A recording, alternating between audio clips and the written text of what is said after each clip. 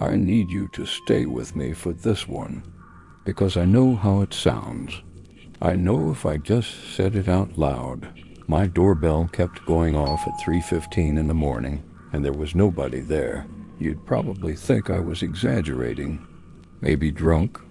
Maybe just one of those people who sees shapes in the dark and convinces themselves something sinister is happening. I get it.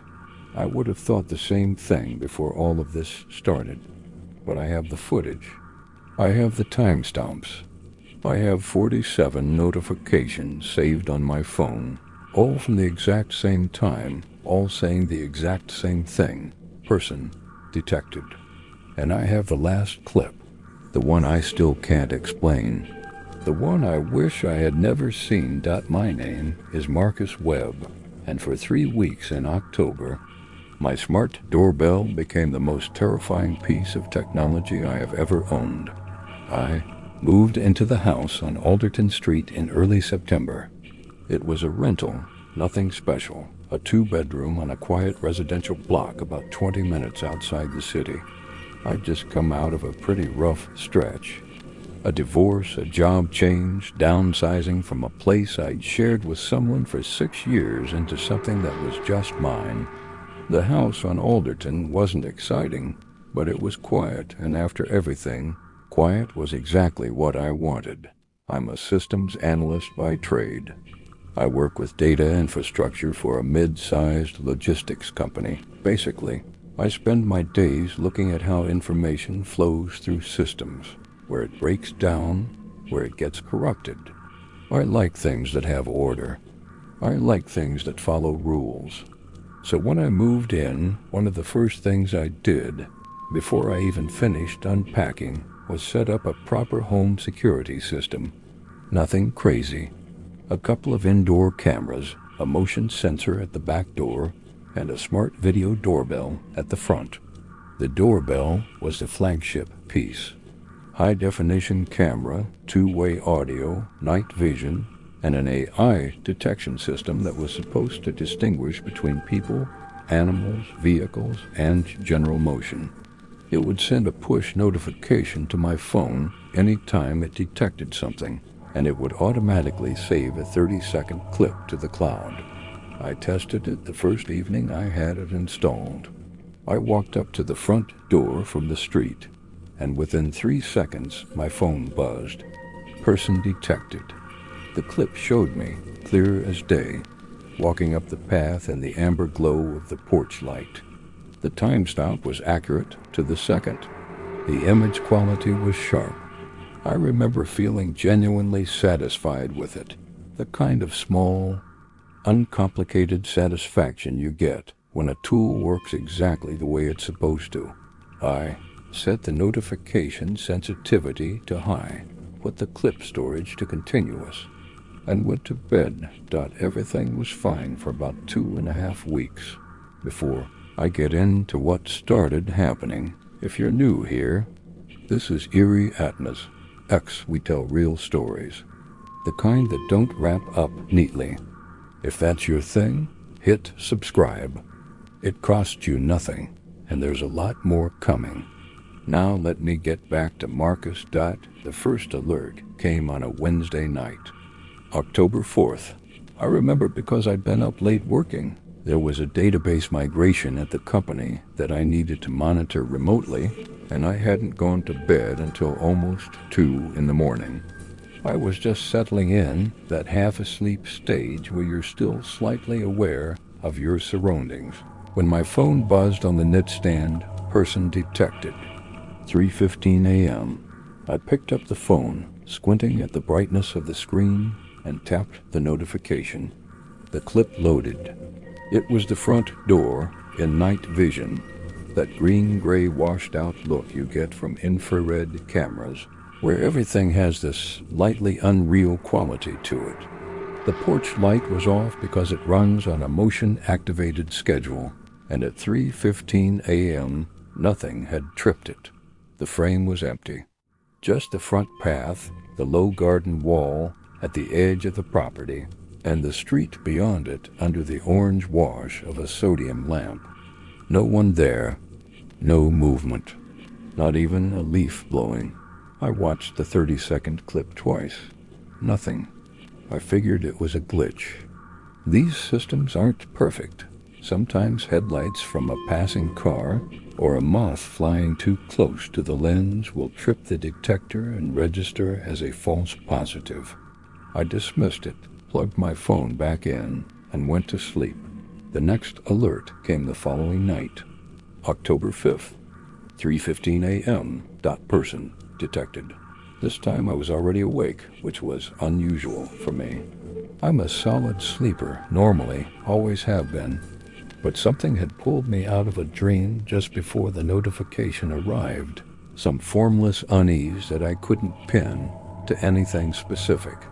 I just remember lying in the dark with my eyes open, staring at the ceiling, and then feeling my phone buzz. I pulled up the clip immediately. Same empty frame. Porch light off. No one there. I went through the settings and ran a diagnostic. The camera tested fine.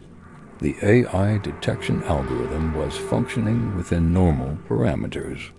I adjusted the sensitivity threshold slightly downward. Told myself I was probably catching interference from a neighbor's porch light or a car alarm, and went back to sleep. October 6th, 3:15 a.m. Person detected. Empty. Frame dot by the end of the first week of alerts. I had stopped bothering to watch the clips. I'd wake up, check the timestamp, confirm it was 3:15, dismiss the notification, and go back to sleep. It had become routine. Irritating, but routine. I reached out to the Doorbell manufacturer's support team and described the issue. Recurring false positive detection at the same time each night. No visual trigger in the footage. They ran a remote check on the device, told me the hardware and software were both functioning correctly, and suggested I try adjusting the detection zone to exclude the street. I did. Nothing changed. The alerts kept coming. Every single night. 3:15 a.m. without variation. Not 3:14. Not 3:16. Always 3:15, always to the minute. Now, I want to be precise about something here, because this is where the analyst in me starts paying closer attention. The detection system on this doorbell doesn't operate on a schedule. It's purely reactive. It triggers when the camera's AI identifies a person-shaped object in the frame.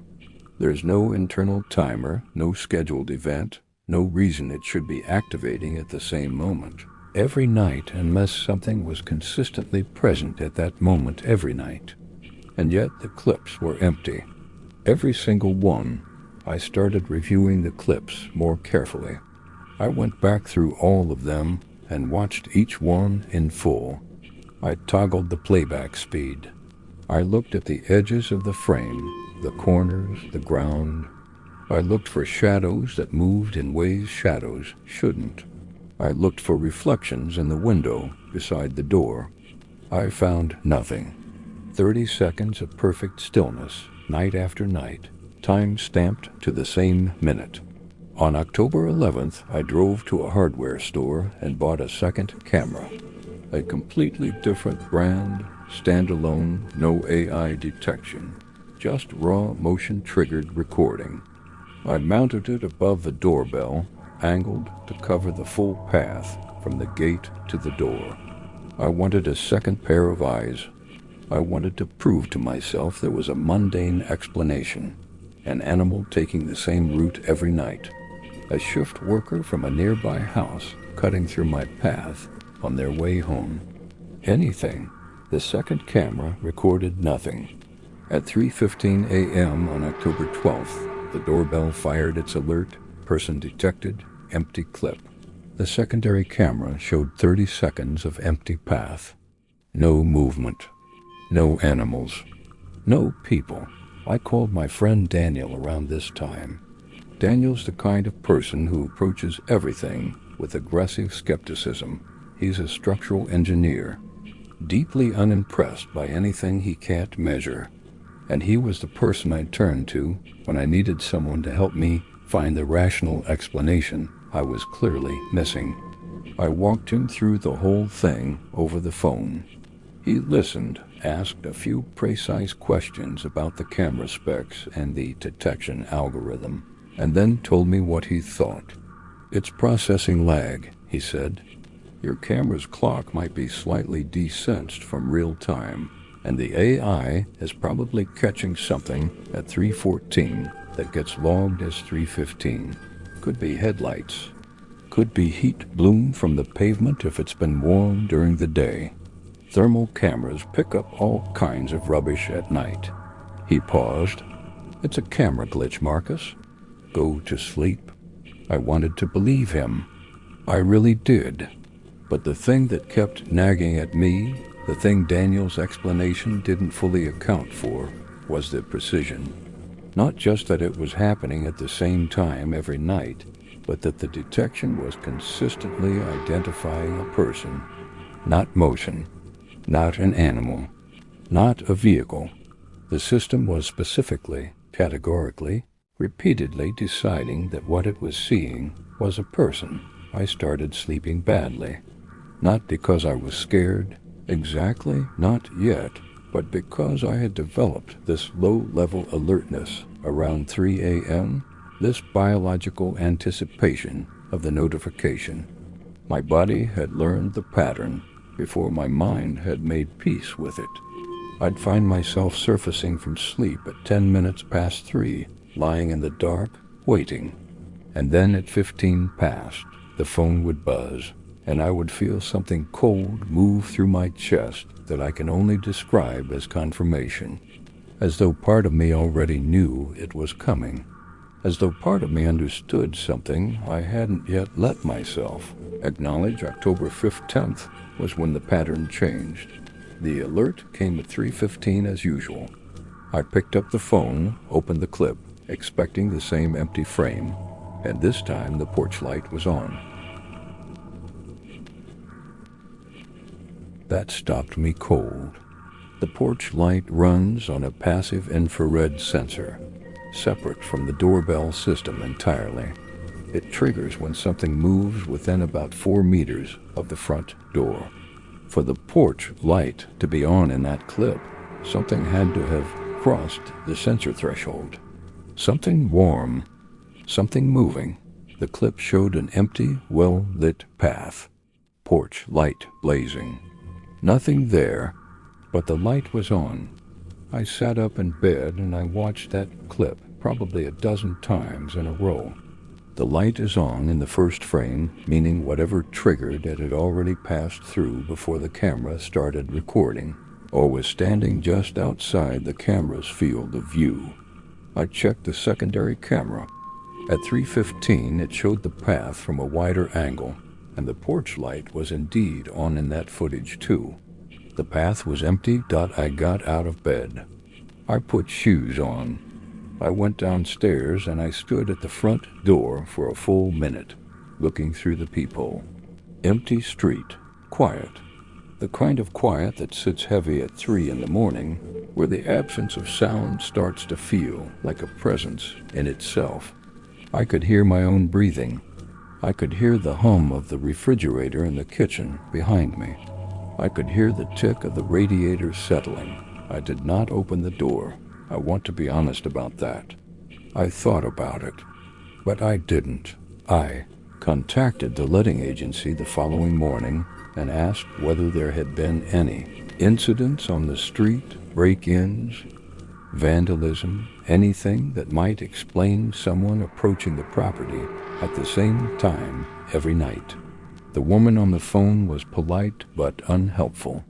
She said she wasn't aware of any reported issues, suggested I speak to the local police non-emergency line, and reminded me that security concerns were my responsibility as a tenant. I called the non-emergency line. They took a note of my name and address, confirmed there had been no reported incidents on or near Alderton Street in the past 3 months, and told me to call back if I observed anything concrete. If I had actual footage of an actual person, they said. Until then, there wasn't much they could do about a camera malfunction. I understood their position. I didn't have footage of anything. I had footage of nothing. That was the whole problem. I talked to two of my neighbors. The woman across the street, Mrs. Okafor, had lived there for 11 years and said she'd never had any trouble. She seemed mildly concerned when I described the alerts, and she offered to keep an eye out, which I appreciated. The man next door, I only ever knew him as the man with the gray van, barely opened his door more than 6 inches and told me he kept to himself, which seemed accurate. I was starting to feel like I was the only one who knew something was wrong. And the more I felt that, the more I questioned whether I actually knew anything at all.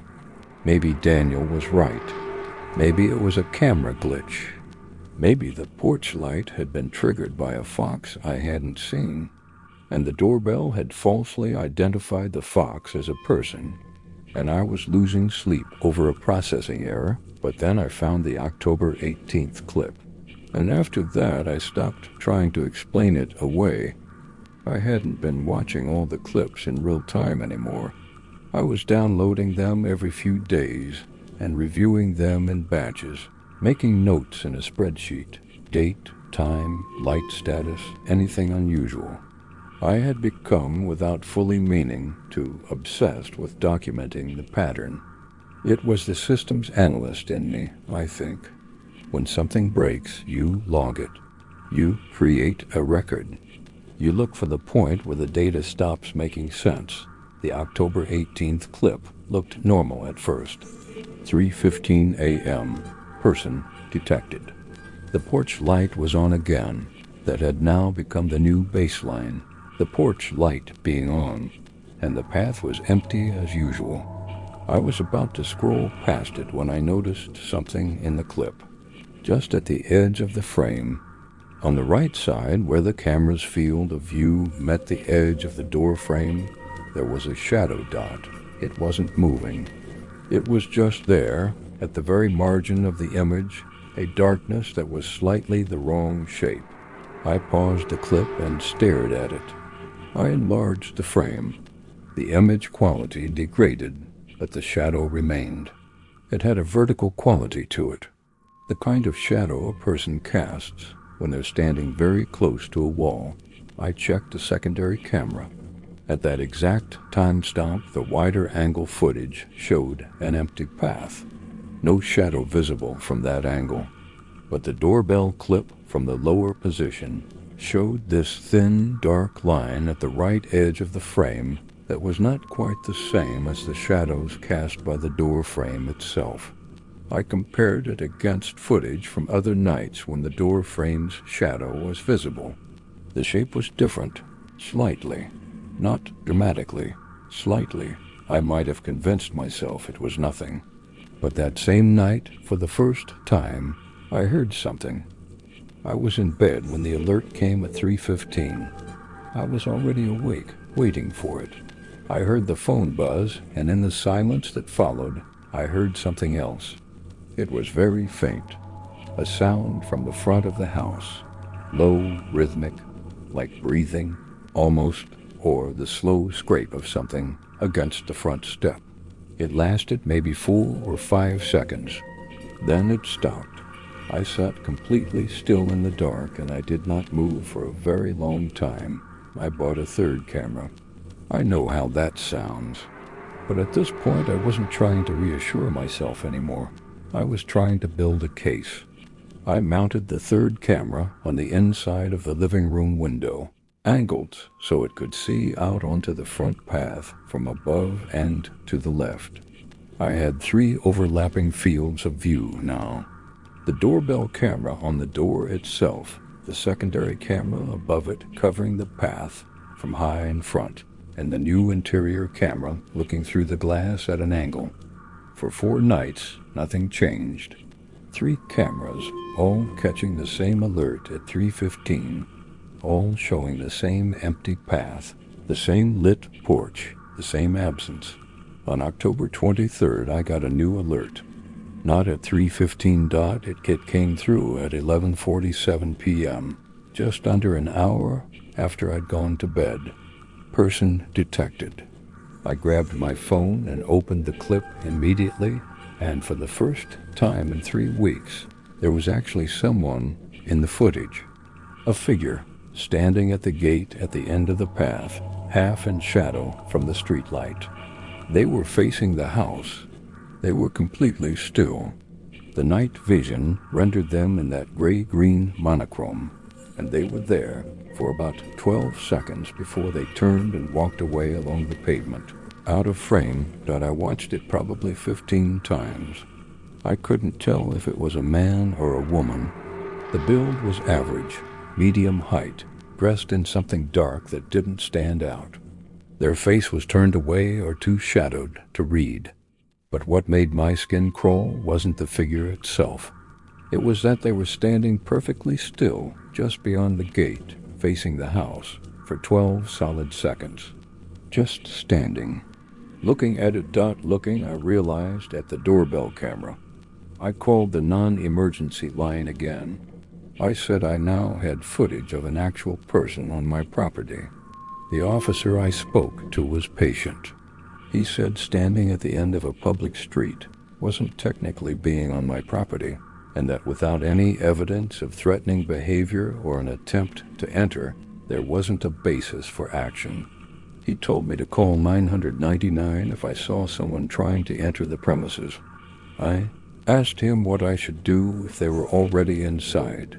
He paused. He said I should call 999 October 25th.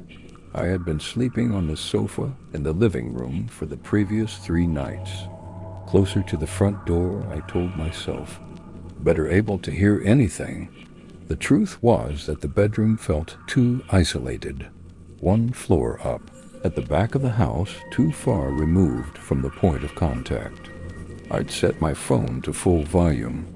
I'd checked that all the windows and doors were locked before lying down. Deadbolts, not just a Yale. I'd started keeping a torch on the coffee table within reach. At 3:15, the alert came. Person detected. I opened the clip. For a few seconds, I couldn't understand what I was looking at. The frame was wrong. The image was different. It took me a moment to process why the camera was facing the inside of the house, not the front path, not the door.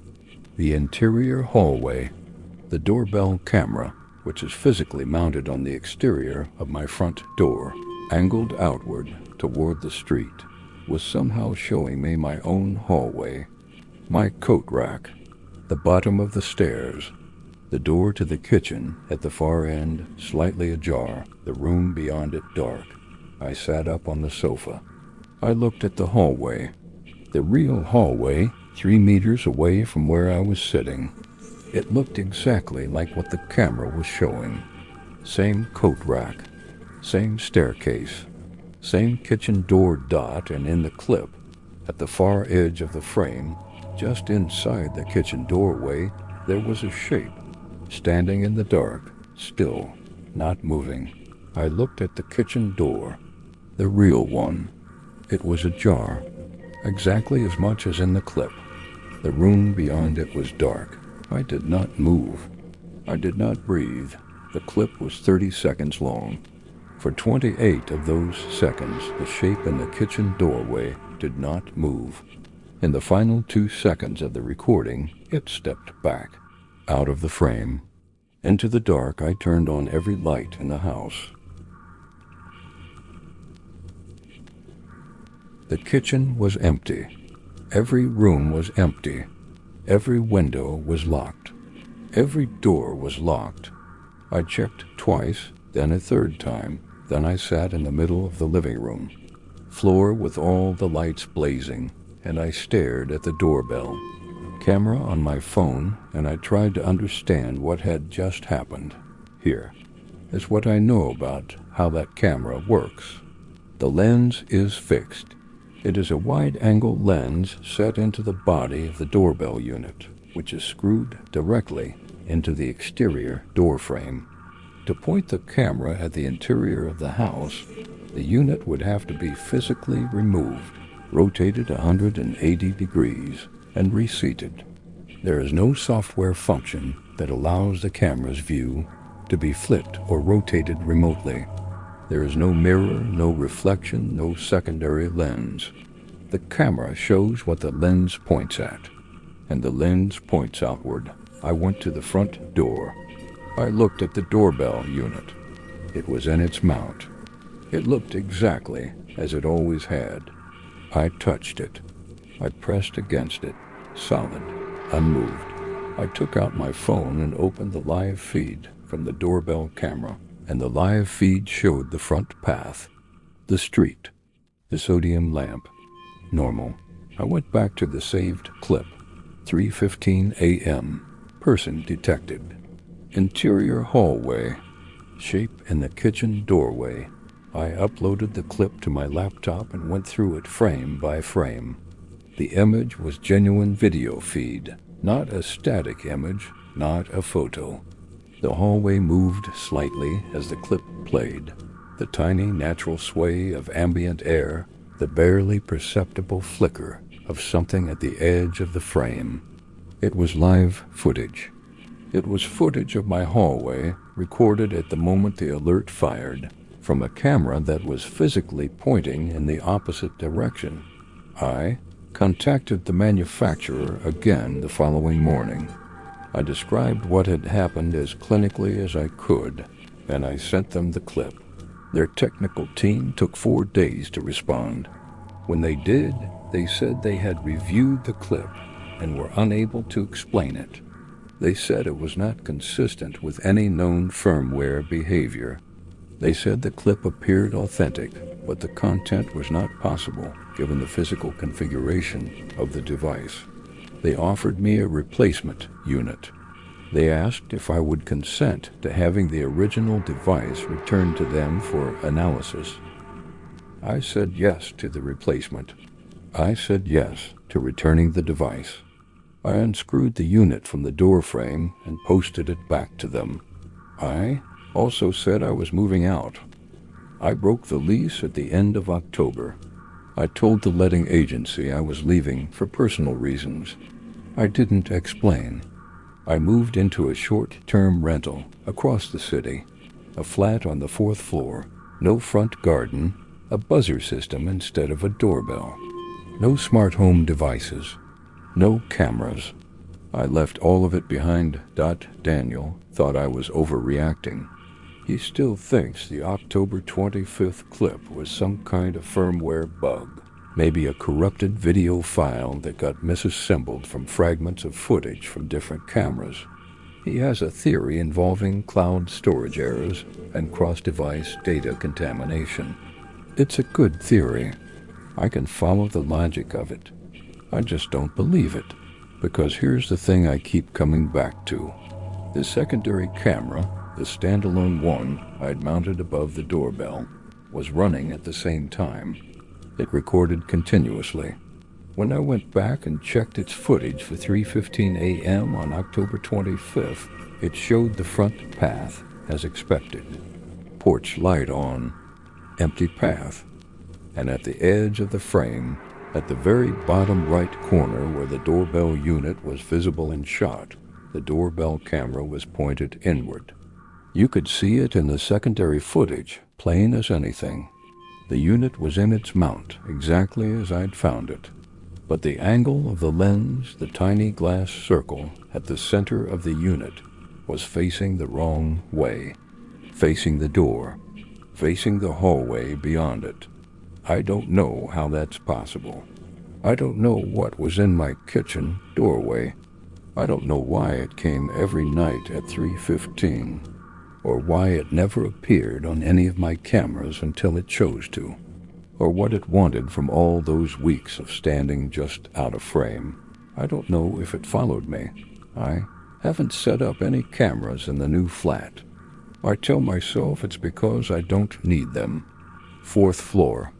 Buzzer system. Safe neighborhood. But the truth is, I'm afraid of what they might show. I Went back to check on the replacement doorbell 2 weeks after it was installed at the Alderton Street house. Not in person, through the app. The new tenants had moved in by then, and the device had been reconfigured under their account. But the original activation still tied back to my profile for about a day before it was transferred. I shouldn't have had access, but for about 12 hours I could still see the live feed. I looked at it once. Just once. The path was clear. The house looked quiet. It was the middle of the afternoon, but at the very edge of the frame, in the thin shadow between the front wall and the gate post, there was a shape. Standing still, facing the camera. I deleted the app dot. If you made it to the end of this story, you already know what kind of channel this is. We don't tie things up. We don't make things safe. We just tell you what happened dot. If this one stayed with you, drop something in the comments. Tell me what you think was in that kitchen.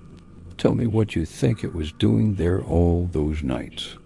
I read every single one of them, and the theories you come up with are always the part that keeps me going. And if you know someone who sleeps with a smart doorbell on their front door, maybe share this with them. Not to scare them, just to make sure they know what to do if they ever see a notification that says person detected, and the clip comes back empty. Check your doorbell is still pointing outward. That's all from Eerie, Atmos X. Until next time, stay aware of what's watching you back.